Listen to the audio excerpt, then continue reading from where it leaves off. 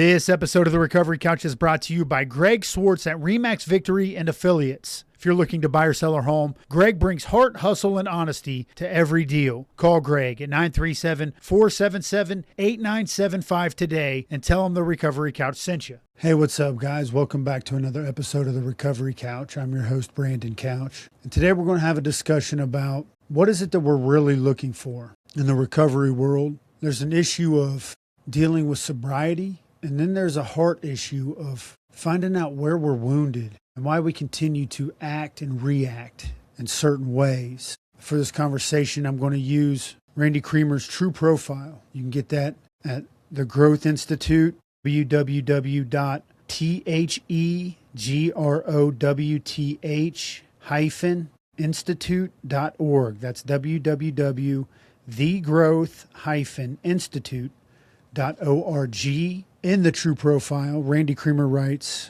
self-knowledge precedes self-care. In other words, if you don't understand yourself, you're going to keep hurting yourself. So how do we actually begin to understand ourselves?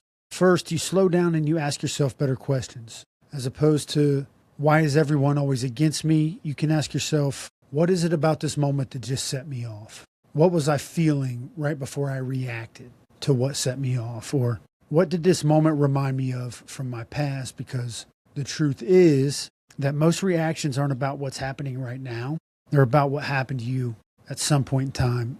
So to understand this on a deeper level, we need to understand that anger isn't usually the real issue in any of our reactions. Quite frankly, anger is usually some sort of hurt or fear or embarrassment or a feeling of disrespect or a feeling of being unwanted disguised as anger. So when we blow up or we shut down or we act like we don't care, that's the point in time where we need to ask ourselves, what am I protecting right now?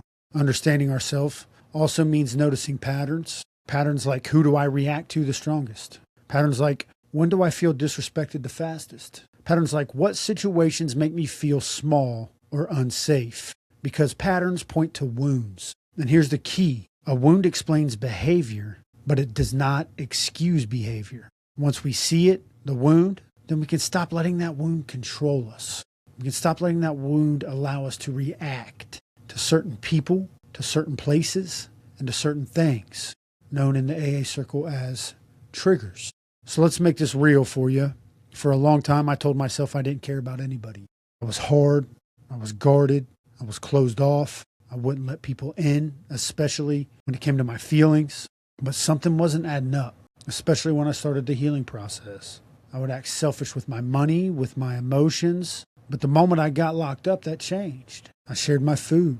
I showed loyalty, which forced me to ask myself, if I really don't care, then why does that disappear when everything is stripped away? And after doing the work, the truth became simple. I wasn't cold-hearted, but I was protecting myself, my image. I learned early on that being tough felt safer than being honest. I grew up in a small town where you fought for your respect. From that point forward, that was the only way I thought you got love or respect or validation. I thought that needing people made me weak. I thought that self-sufficient was the only way to be perceived as strong. And once I understood that I had a choice, that I could either keep letting my past define my future, or I could just take responsibility for how I reacted to the triggers that seemingly reopened my wounds. And that choice, it changed everything for me.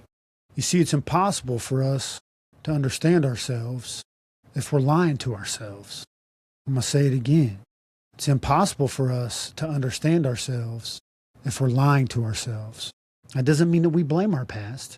When we go back and look at the wounding and we start to discover that we were wounded in certain areas, that doesn't mean that we can place blame and be a victim to the past, but it does mean that we can be honest about it. So let's ask ourselves, what did I not get when I was growing up that I needed? Attention, affection, love. What did I learn about strength and survival when I was growing up that maybe was distorted or not accurate?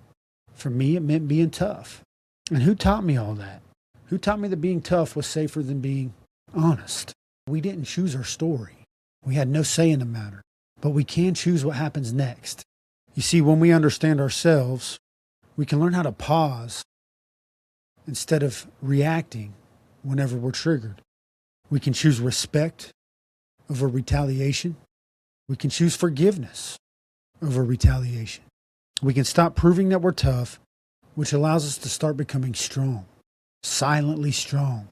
And that's why people say self-knowledge precedes self-care. Because once you know why you're hurt, then you can stop hurting yourself. So here's an interactive question. If you're listening, pause and think, what is one situation that almost always gets a reaction out of me? And what feeling do you think is underneath that reaction?